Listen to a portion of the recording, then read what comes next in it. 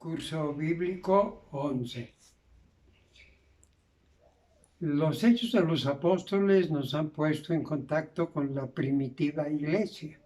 Dentro de ella surge como un gran astro San Pablo. No anduvo con Cristo ni lo conoció, pero por su personalidad y actividad, Dios mismo lo constituyó apóstol, de lo cual él se siente orgulloso.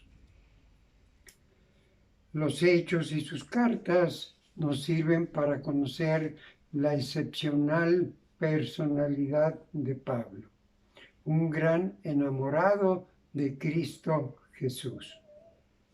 Tenía dos nombres, Saulo y Pablo. Era Saulo por su origen judío y Pablo por su ciudadanía romana. Su vida se divide en dos grandes partes, antes y después de convertirse en cristiano. Nació en Tarso de Cilicia, en Asia Menor, hacia el año 5 después de Cristo, y se mueve entre dos culturas, la judía y la griega. Su origen es judío de raza y de religión, pero pertenecía a la diáspora, es decir, los judíos que vivían fuera del territorio de Palestina. Se educó como fanático partidario de las tradiciones, es decir, fariseo. Era de la tribu de Benjamín. Estudió en Jerusalén con Gamaliel, el gran maestro. Como fariseo sincero y convencido, sirve a Dios practicando minuciosamente la ley y exigiéndola. Yendo a apresar a unos cristianos en el camino de Damasco, es derribado del caballo, queda ciego, oye una voz: Saulo, Saulo, ¿por qué me persigues? Ahí cambia totalmente su vida. Se transforma de perseguidor en perseguido, en misionero de Jesús. Su vida anterior se derrumba, queda ciego. Sin embargo, empieza a ver espiritualmente la realidad. Queda 3 días postrado, ciego, haciendo el balance de su vida anterior.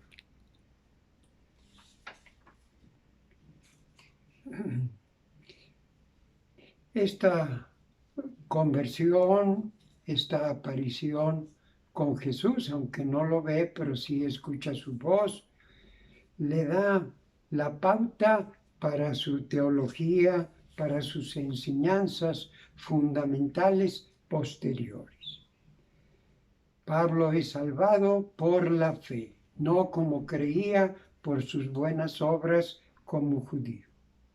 Por la gracia de Dios, no porque mereciera algo su buena vida. El Jesús de Pablo es el Jesús crucificado, un Dios que nos ama hasta morir en la cruz por nosotros, pero una cruz iluminada por la resurrección. Y la iglesia, ¿por qué me persigues? Saulo no perseguía a Cristo propiamente, perseguía a los cristianos. Y es enviado con Ananías para ser instruido y ser bautizado.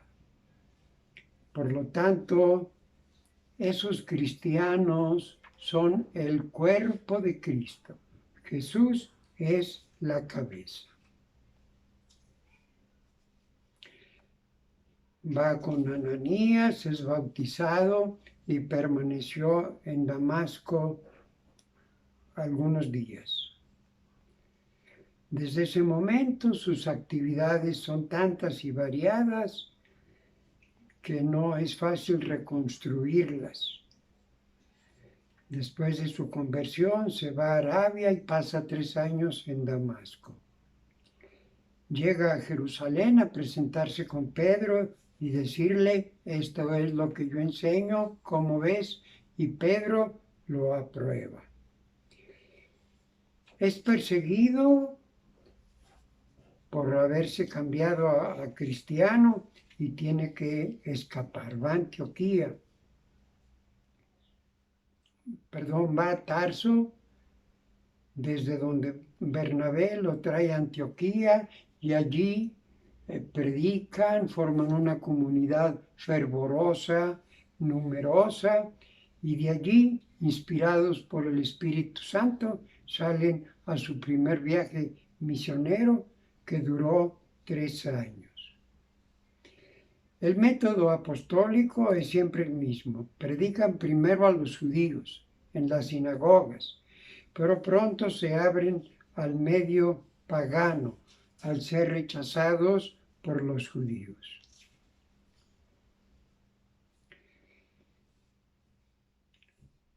Las primeras conversiones de paganos plantearon un problema.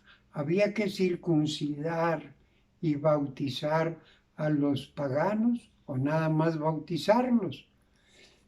Pablo dice no, sin embargo no le creen, no hay aprobación y tienen que ir a Jerusalén con Pedro para que resuelva el problema. Pedro reúne apóstoles, presbíteros, estudian el problema y llegan a la conclusión. El Espíritu Santo nos inspira que no hay que circuncidar a los paganos, solamente bautizarlos. Así la Iglesia deja de ser cristiano-judía para convertirse solamente en cristiana. A este contacto en Jerusalén se le llama el primer concilio de Jerusalén, concilio de la Iglesia.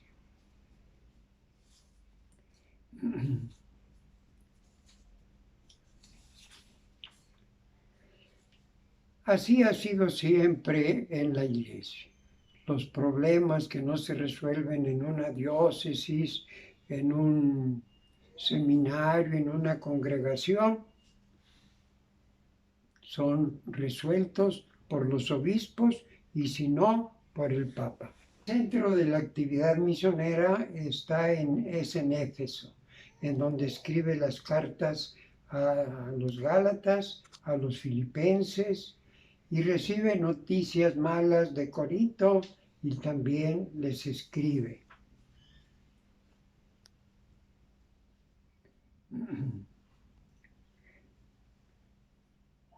Escribe también la carta a los romanos.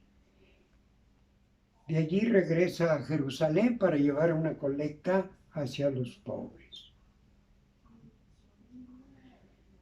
En Jerusalén lo persiguen y tiene que ser defendido por la policía, luego es apresado y él pide ser juzgado no en Cesarea por el procurador romano, sino ser llevado a Roma, en donde tiene como cárcel su propia casa.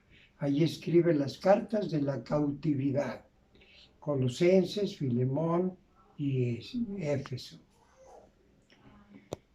Los hechos terminan con la llegada a Roma, pero no acaban con la muerte de Pablo, que continuó viviendo.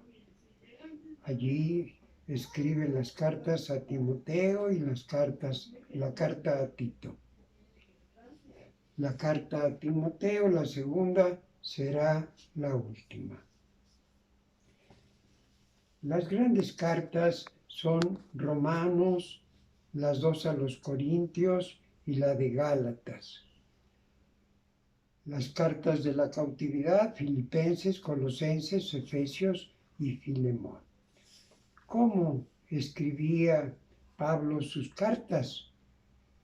Pues en aquella época se usaba o escribir uno personalmente o dictar la carta a otro o darle las ideas principales a alguien y él con el secretario con su estilo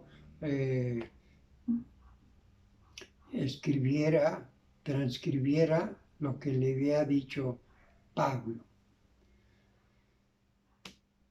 Estudiando las cartas, pues se ve que de varias maneras escribió Pablo sus cartas, unas por sí mismo, otras a través de secretarios. Bien, pues solo resta decir que Pablo es una gran personalidad, inteligente, práctico, dinámico, apasionado por Cristo, pero también con una ternura especial que lo hacía sentirse padre y una vez dice madre de sus feligreses. Hasta aquí, queridos hermanos, pronto continuaremos si Dios lo quiere.